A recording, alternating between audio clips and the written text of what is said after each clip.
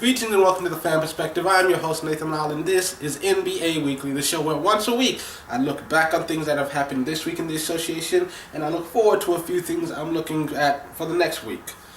And first story, in case you haven't heard by now, it has been confirmed they did find a blood clot in Chris Bosh's lungs. His season is officially over, but he's undergoing treatment. He should be fine.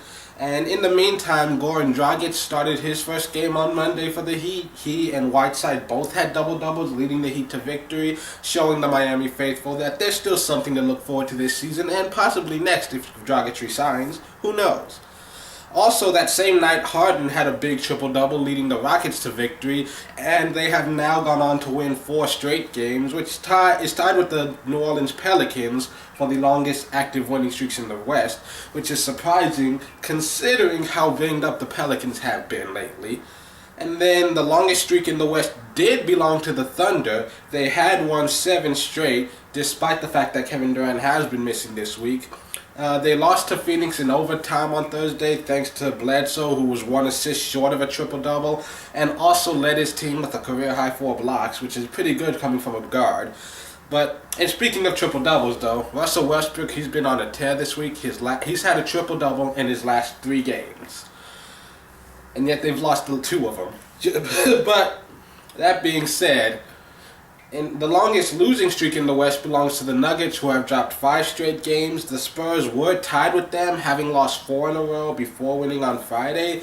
But, already the Spurs there's no possible way for them to have a winning record on this road trip. Best case scenario, if they win out, they're 4-5, which would mark this is the first time since it began that they've had a losing record on the road trip, because usually they've had it like a 4-4 year. They've gone 5-4. They've never been under 500, which, it's for some people they're a little worried about that. But here's how I like to look at it. 2014, we've never won a championship on an even numbered year. It happened last season. We've never went under 500 on the rodeo road trip. It's happened this year. We've also never won back-to-back. Never only last for so long. And then, going to the Eastern Conference, the 2 longest losing streaks belong to 2 teams that were fighting for supremacy. They were both just a couple weeks ago battling each other for that second spot. And now the Raptors, they've lost 4 in a row. The Wizards, they've lost 6 in a row and 8 of their last 10. I don't know what happened with either of them. I really can't pinpoint it. And I try not to talk about stats anymore, but I felt like mentioning this one. LeBron James this week, he passed Scottie Pippen on the all-time career assist list.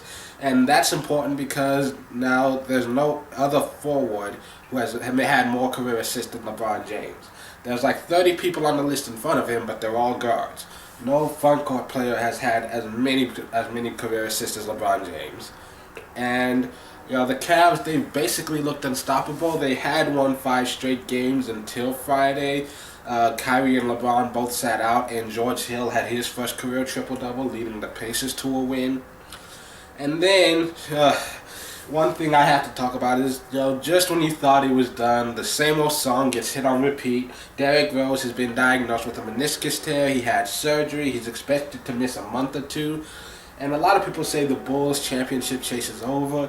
But in all honesty, I think they can do better without Rose than they were doing with him. And I say that because Rose comes back and it seems like the entire dynamic of the team changed. I mean, just in general, for those 2 years when he wasn't there and they knew he wouldn't be there, it's just like they fought harder. They were a lot more scrappy. They brought a lot more passion and intensity. There was a very strong defensive effort. And it seems like this season, since Rose came back, their record is relatively the same. But they're such a streaky up and down team. I don't fear them as much because they don't know who they are. And with the loss of Derrick, it hurts them offensively. But as a team, they still got enough talent to win. And it's just more of the mentality. I don't know. That's just my personal opinion. But concerning Derrick Rose, I'm starting to get worried about him because this guy just can't seem to stay healthy, and I'm starting to wonder how much of a career he actually has left. At the same time, though, Well, he could still come back. Nothing's for certain now. I mean, they expect him to be back. Although, if he is healthy again this year, it would be in time for the playoffs. In which case, would he be 100% and ready to go in crunch time? So there's those questions coming up, but also just in the future, they've been so careful with him this year, trying not to unleash him because they're worried that he'll do too much, hurt himself again, and he ends up getting hurt again. And so, those are concerns that are going to be lingering with him until he can actually make it through an 80-game season without having any ailments. Then again, when Steph Curry first came into the league, I had my issues with him. I felt like I didn't think all of the attention he was getting was warranted. I wondered how you could expect anyone to be a premier guard in this league when you've got ankles made out of glass. Because it seemed like that boy was always getting hurt. He was crossing himself over. And so it's just that. But now he's in the MVP consideration. So, sometimes it just, you have a really bad stretch, which can last for a while. But the human body is surprisingly resilient. So we'll see long term what happens. But as far as the current season, it doesn't change my outlook of the Bulls so much. It's kind of, they still have Paul Gasol, and Gibson went down. Don't know when he's coming back. Hopefully his isn't too major. But they've still got Noah. They've still, these are a center and power forward who have both gotten triple doubles in their careers. So I think that alone gives them enough of an edge that they're still in competition. Plus, you've got the offensive development of Jimmy Butler, who already was a defensive stalwart of the team.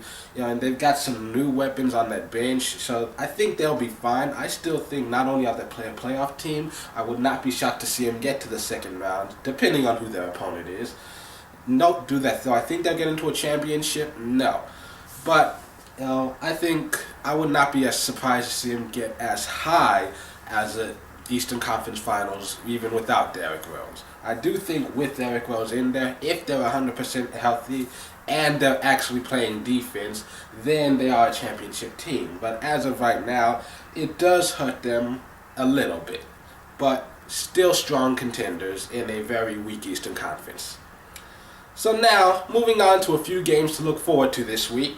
You've got Saturday, you got some great matchups. You've got the Pistons at the Wizards. And if the Pistons, they're like a game out of the playoffs right now. If they can go on a short winning streak, they'll be right back in there. Meanwhile, the Wizards, they need to get their shit straight or they're just going to keep dropping. At this point in time, the way they're playing, I wouldn't be surprised to see the Wizards drop out of the playoffs altogether. I don't expect to see it because you've got two teams in the playoffs right now that have losing records. But I'm just saying, they need to get their shit back together. And this is the last time they'll play each other this year. And in the early matchups, the home team won each game. So, whoever wins this one gets the season series. Then you've also got the Hawks at the Heat. Atlanta still strong lead on first place, and this is their chance to win the season series. You've also got the Spurs at the Suns. Phoenix trying to fight back into the playoffs. Spurs trying to fight back up in the standings. They split their first two meetings with the home team winning each time. Then on Sunday, you've got two great matchups. Both of them on ABC. They're great East versus West matchups. You've got the Clippers at the Bulls, and you've also got the Cavs at the Rockets. And then on Monday, you've got the Suns at the Heat. Former running mates Dragic and Bledsoe are now going to go head-to-head as Goran leads the Heat against his former team. You've got the Pelicans at the Mavs. The Mavs seem to be a bit dysfunctional, while the Pelicans, despite injury issues, continue playing some of the best basketball that they've done all year. And then on Tuesday, you've got the Rockets at Hawks. Great East versus West matchup between two really great teams. Wizards at Bulls, this is their last matchup and a chance for Washington to win the season series, try to rise back into the top half of the playoff standings. And then you've also got on Wednesday, Cavs at Raptors. As of right now, the Cavs are just one game behind the Raptors for second place in the East. By the time we get to this game, the Cavs might have already leapfrogged them for that spot. So this game could be the Cavs either taking second place, or it could be them extending their lead on second place and inching closer to the number one seed. And it's also a chance for the Cavs to win the season series. And then you've got the Grizzlies at the Rockets. Rockets are currently third in the West, Memphis second. A win here could close the gap in more ways than one, since the Rockets would also be winning the season series. And then you've got Blazers at Clippers. The Clippers have a chance to win the season series, trying to move up in the standings in that Wild Wild West. Then on Thursday, you've got the Thunder at the Bulls. Both of them have had their issues this year, but the Thunder seem to be playing some of their best basketball right now, and Durant should be back by the time this game is played. So, it's hard to say which Bulls team will see how they'll respond to the Rose injury, but even when they're 100% healthy, they've been inconsistent this year. But if they come out with some fire, it should be a good matchup. Then you've also got the Blazers at the Mavs. As of recording this is the first round playoff matchup of the 4 and 5 seeds, and they split their first two meetings with the home team winning each time. Friday, you've got the Heat at Wizards. Washington has a chance to win the series. Cavs at Hawks. If Cleveland makes a good run during the final stretch of the season, they have a chance to dethrone the current top seed, try to get to that number one spot. It will be difficult because all the Hawks, they've made it. They had that great run in January, so all they have to do is just keep winning.